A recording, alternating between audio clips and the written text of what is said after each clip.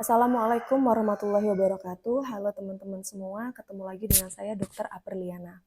Nah, hari ini saya akan membahas mengenai penyakit usus buntu. Nah, penyakit usus buntu atau appendicitis adalah peradangan yang terjadi pada usus buntu tersebut. Usus buntu atau appendix adalah kantong kecil berukuran 5-10 cm yang berada di perut bagian kanan bawah. Kantong kecil ini bisa saja tersumbat oleh tinja yang keras ataupun adanya bakteri usus yang berkembang biak. Nah, gejala apa saja sih yang mungkin timbul pada keluhan penyakit usus buntu atau appendicitis ini? Gejala yang khas adalah nyeri perut ya. Nyeri perut biasanya bisa bermula dari perut bagian tengah atau sekitar pusat, kemudian akan menjalar ke bagian perut kanan bawah.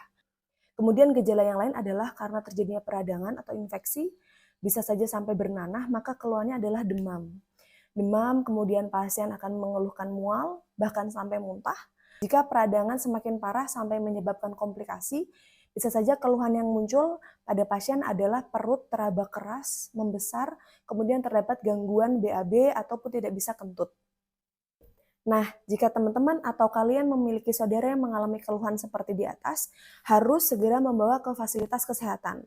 Bisa ke rumah sakit ataupun ke dokter terdekat dari rumah Anda. Biasanya ketika sudah sampai di rumah sakit, maka dokter akan melakukan pemeriksaan baik dari anamnesis, pemeriksaan fisik, ataupun pemeriksaan penunjang untuk menegakkan diagnosis.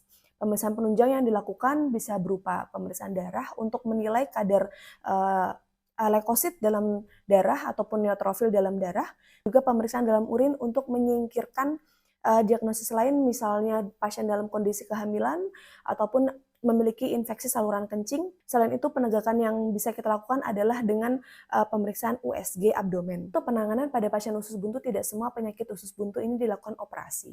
Kita melihat dari derajat keparahan penyakit usus buntu tersebut ya. Tingkat yang awal atau ringan, kita bisa memberikan antibiotik. Kemudian jika belum membaik atau malah terjadi keparahan atau datang dengan kondisi sudah parah, maka tindakan yang bisa dilakukan adalah tindakan operatif. Tindakan operatif ini bertujuan untuk menghilangkan usus buntu tersebut. Nah, setelah mendengar penjelasan di atas, ada langkah-langkah yang bisa kita lakukan loh guys, supaya kita terhindar dari penyakit peradangan usus buntu tersebut. Apa sih yang bisa kita lakukan supaya kita terhindar dari penyakit usus buntu ataupun appendicitis? Yang pertama adalah menjaga pola makan, ya. Menjaga pola makan. Seperti kita ketahui, penyakit usus buntu itu bisa saja terjadi akibat sumbatan tinja yang keras ya, atau sumbatan kotoran makanan yang keras yang menyumbat usus buntu tersebut. Sehingga yang kita lakukan adalah menjaga pola makan yang baik. Dengan cara menjaga makanan tinggi serat, buah, sayur, itu harus kita konsumsi dengan cukup setiap harinya. Kemudian yang kedua adalah kita harus banyak mengkonsumsi air putih ya.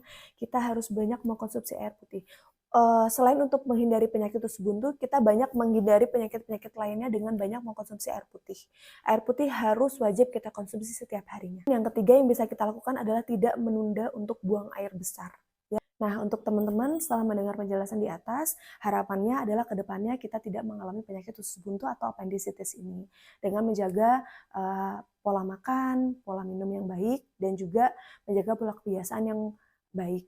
Jikapun sampai mengalami keluhan di atas, harus segera membawa ke rumah sakit atau fasilitas kesehatan terdekat. Semoga kita sehat selalu, salam sehat, sampai ketemu di video selanjutnya. Jangan lupa subscribe, like, comment, and share video ini supaya aku lebih rajin bikin video edukasi kesehatan lainnya.